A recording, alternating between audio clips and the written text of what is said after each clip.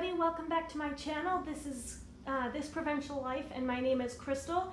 Today we're going to be talking about A Stranger in the House by Sherry Lapina, and this is going to be my spoiler-free version of this book.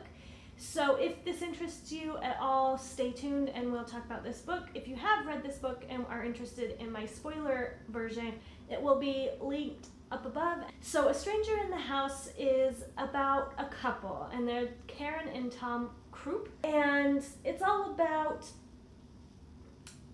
their relationship. And Karen wakes up in a hospital bed, and all she knows is that she's been in a car accident where she ran a red light and ran into a pole, and she happened to be very near a spot where a crime had happened. The police are thinking she's been a part of this crime, and she's trying to figure out like what really happened, and then her husband is also trying to figure out what he believes and where he fits into all of this, because this is so out of character for her, and it's all about it, and it springs off from there. So the character development is probably the point where I feel nothing really happened.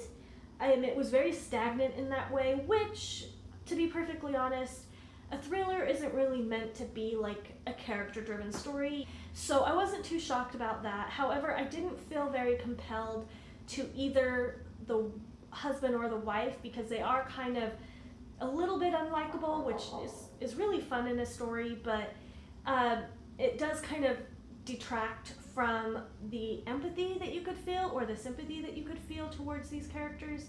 But that didn't detract at all. I still enjoyed the book. And then also pacing was amazing. It was very well paced. I read this book an entire day and it was so easy to get through. It was very like jarring and fast paced book. The writing style, it was very jerky in response to like sentence structure. Like they were all very short, and so at times I felt like it was kind of like and I talk about this in my readathon vlog. I'll link it up if you haven't seen it, but this was one of the books that I read for the Read-A-thon that Books and Lala hosted.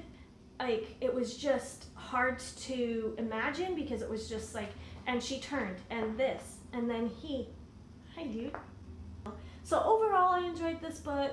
There were some twists that I didn't really feel were really well done, but I feel like it fulfilled its promise. I wanted a thriller, and it was a thriller, and it was thrilling, I guess.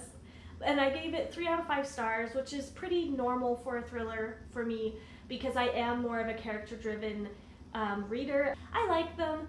They're fun. They fill those times when I'm not in the mood for a really heavy book, but it definitely hits the spot. So if this is something you want to pick up, go ahead and pick it up. If you enjoy thrillers, there's really nothing wrong with it.